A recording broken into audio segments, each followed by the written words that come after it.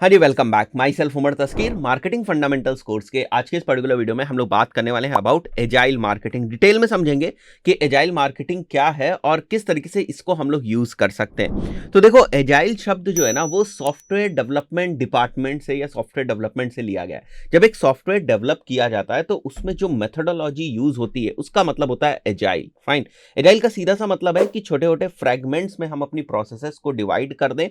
हर एक प्रोसेस का पहले आइडिएशन हो, फिर उस प्रोसेस को हम लोग करें, फिर उसको मेजर करें, देखें कि उसमें क्या चीज़ें निकल के आई हैं, फिर हम चेंजेस करें और फिर हम नेक्स्ट प्रोसेस के ऊपर जाएं। तो मतलब एक जो कंप्लीट प्रोसेस है उसको हम छोटे छोटे फ्रेगमेंट्स में डिवाइड कर दें और हर फ्रेगमेंट को as a very small project या स्टेज हम लें और उसको पहले टेस्ट करें।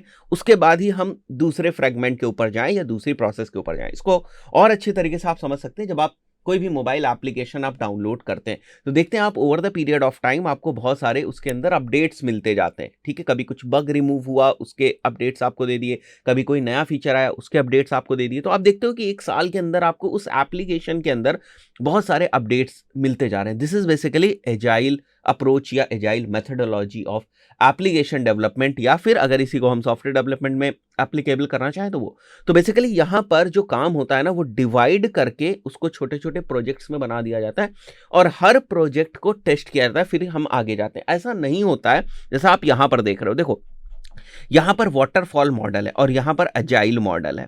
तो हम लोग ये समझने की कोशिश करेंगे कि दोनों में क्या डिफरेंस है। तो सबसे पहले यहाँ पर प्रोजेक्ट का कॉन्सेप्ट बना, फिर इनिशिएशन हुआ, फिर प्रोजेक्ट की एनालिसिस हुई, डिजाइन हुई, कंस्ट्रक्शन हुआ, टेस्टिंग हुई और प्रोजेक्ट को डिप्लॉय कर दिया, मतलब लाइव कर दिया गया एक तरीके से। ठीक है, सॉफ्टवेयर से अगर आप रिलेट कर पा रहे समझे, सॉफ्टवेयर लाइव हो गया हमारा। अब यहां पर अगर आप देखो तो ये वाटरफॉल मॉडल जो होता है ना, इसमें देखो आप जो फ्लो है वो किस तरीके का है। तो एक बार आप एनालिसिस स्टेज के ऊपर आ गए तो यहां पर कोई टेस्टिंग नहीं हो रही है, सीधे आप एनालिसिस स्टेज से आगे बढ़े, डिजाइन पे आ गए, डिजाइन से कंस्ट्रक्शन पे आ गए। तो अगर कोई यहां पर गड़बड़ी होती है ना कंस्ट्रक्शन स्टेज में, तो आपको समझ में नहीं आएगा कि गड़बड़ी कहां पर हुई है।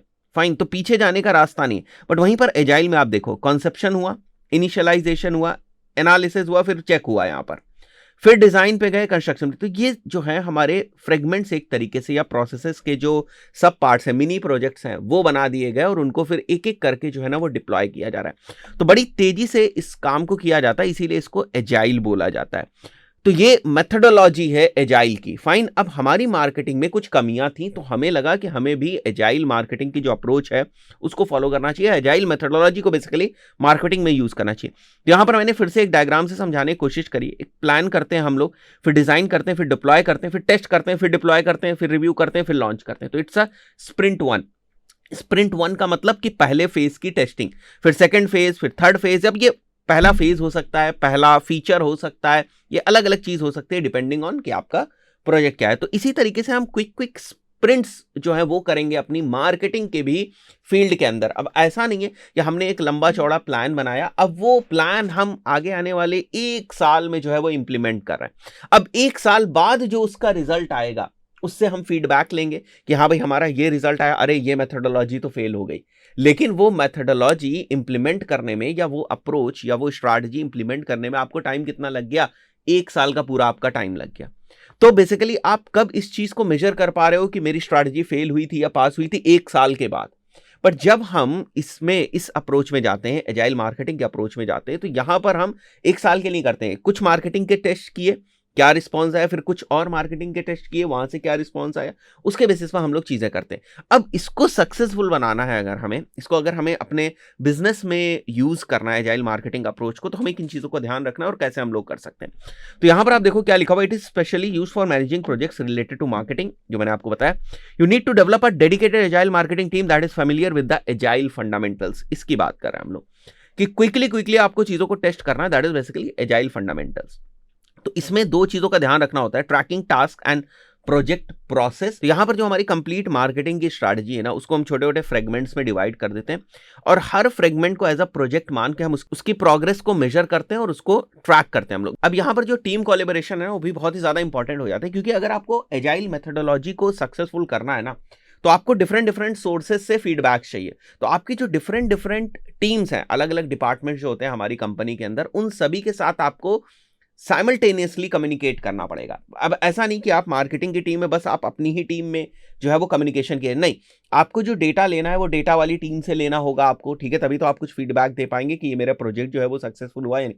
फॉर एग्जाम्पल एक आसान चीज बताऊं अगर आपको, जैसे आपने कोई कैंपेन डिप्लॉय किया, अगर आप कोई कैंपेन डिप्लॉय करते हैं तो उसके रिजल्ट्स क्या हैं ये आपको कहां से पता चलेगा? मैं फेसबुक एड्स कैंपेन की अगर बात करूं, कहां से पता चलेगा? सेल्स टीम से आपको पता चलेगा। फाइन, अब ऐसा नहीं होने वाला कि आप कहोगे कि मेरा इस साल का जो फेसबुक एड्स का बजट था वो 10 लाख रुपए था, तो जब मैं फेसबुक एड्स पूरे 10 लाख रुपए के चला लूंगा ना, फिर मैं जाऊंगा सेल्स टीम के पास और फिर मैं उनसे पूछूंगा कि क्या रिजल्ट्स आए। अब पता चला उन्होंने बोल दिया कि रिजल्ट्स ठीक नहीं आए, तो पूरी आपकी एक साल की मेहनत या 10 लाख रुपए का जो भी आपका बजट था वो बेकार हो गया। वहीं पर हमें क्या करना है, सही तरीका क्या है, एजाइल मेथोडोलॉजी क्या है कि जो हमारा पूरा 10 लाख रुपए का बजट था जिसको हमें स्पेंड करना, उसको हम स्मॉल पार्ट्स में डिवाइड कर देंगे, उसमें टेस्टिंग करेंगे और बार बार सेल्स टीम से पूछेंगे, फिर फीडबैक टीम से पूछेंगे, फिर जो हमारी ग्राउंड टीम होती है उससे पूछेंगे, फिर हम हमारे प्रोडक्ट टीम से भी बात करेंगे कहाँ पर कमियां हैं, सेल्स को क्या प्रॉब्लम आ रही है। तो it's a team collaboration work.